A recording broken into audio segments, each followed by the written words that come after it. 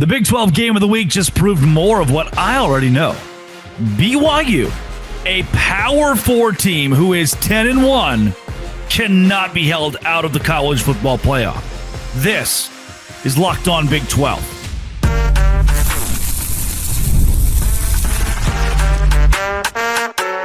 You are Locked On Big 12, your daily podcast on the Big 12 Conference, part of the Locked On Podcast Network, your team every day.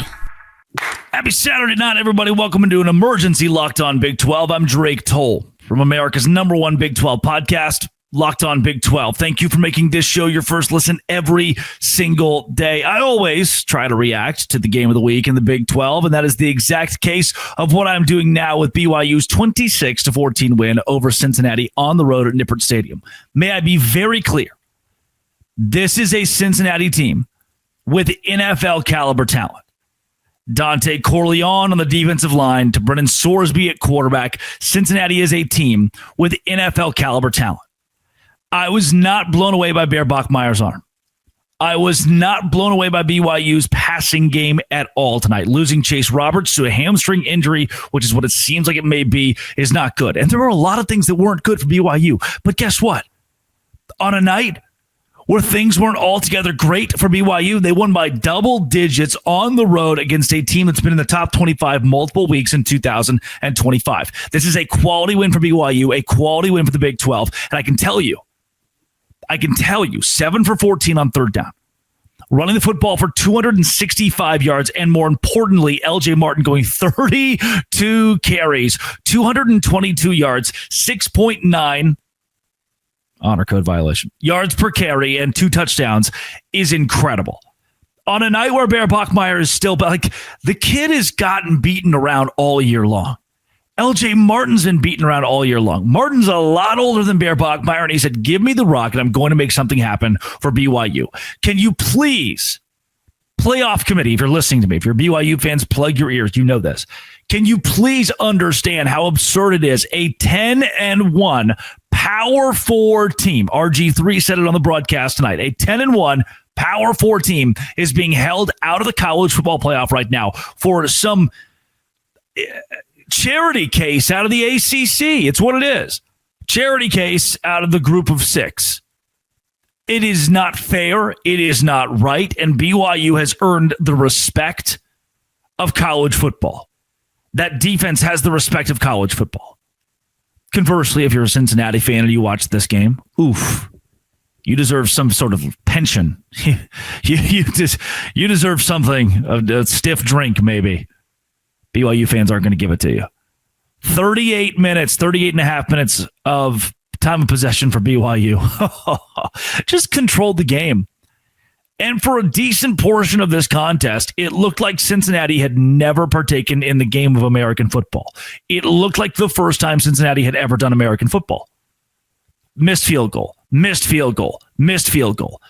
interception, fumble. And by the way, BYU is completely screwed on a fumble. It should be taught, and this is not a clickbait, a hot take. It should be taught. Every official should call a play to the benefit of the offense, to the benefit of the team with the ball. If it's a fumble, an interception, you should give the fumble, give the interception until proven otherwise, so that you can see the play end. You can watch it play out.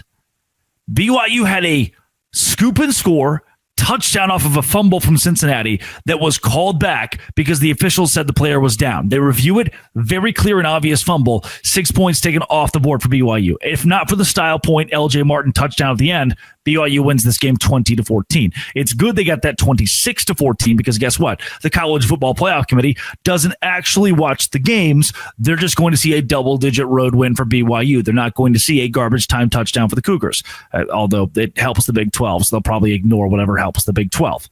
Cincinnati looked bad, and you have to credit a lot of BYU for Cincinnati looking so bad. 87 rush yards for the Bearcats tonight on 23 carries with Evan Pryor back. Like an opportunity with Walker, Pryor, and Sorsby for you to run the ball as well as you've run it all year long. And BYU's rush defense was elite. what BYU looked like tonight on the road against a team that we thought was Big 12 championship caliber just 2 weeks ago, that's now lost 3 in a row, no doubt. But on the road against a very stout Cincinnati team, BYU looked like a college football playoff squad. They had the makeup of a college football playoff squad with how good their D-line was. They even sacked Brennan Sorsby, which is very tough to do.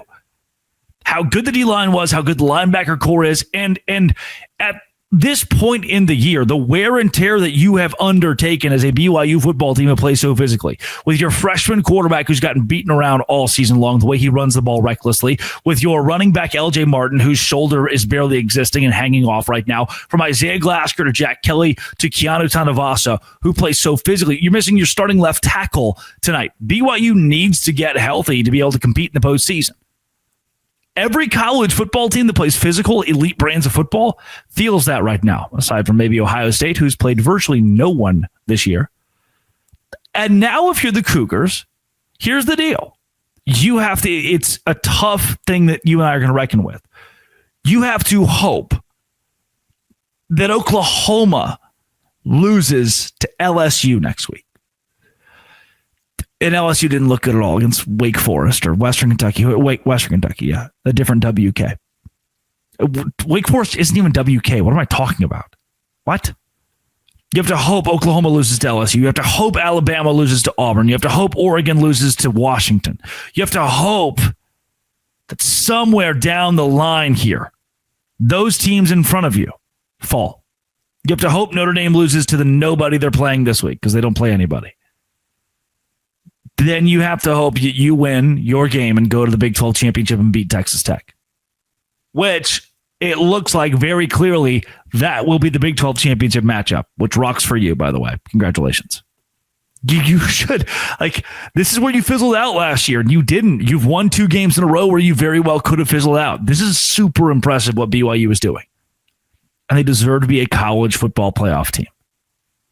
Of that, I am sure. So congrats, BYU. Auf Wiedersehen. Today's show is brought to you by Wayfair. Wayfair is exactly where I have gone since I bought my first home in February. And it's exactly where I've gone this holiday season as well. Their Black Friday deals are like all month long. Wayfair's Black Friday sale is already here. Up to 70% off everything from sofas to spatulas. Wayfair's Black Friday deals are happening right now. You browse through their site, you see those spatulas. I'm a spatula guy now. I needed some spatulas because I didn't actually have any. I had the metal ones that will scratch up your pans. I was like, I don't want to scratch up my pans. I'm going to get some spatulas from Wayfair. Super cheap, delivered really quickly too. If you ever hosted family for the holidays, you know exactly what it takes. Don't miss the early Black Friday deals. Head to wayfair.com and now to shop Wayfair's Black Friday sale up to 70% off. Wrong. WAYFAIR.com. Sale ends December 7th. Wayfair.com. Visit it today. Congrats, dog. I'm going to do everything in my power. Hey, the F the Mormon chance was bad. I'm going to talk more about that tomorrow. The F the Mormon chance was bad. Don't do that. I'm going to do everything in my power to make sure that BYU gets in if I have any chance at all to help them. This has been It Always Will Be. Locked On. Thanks for making it your first listen every single day. Dose Grande.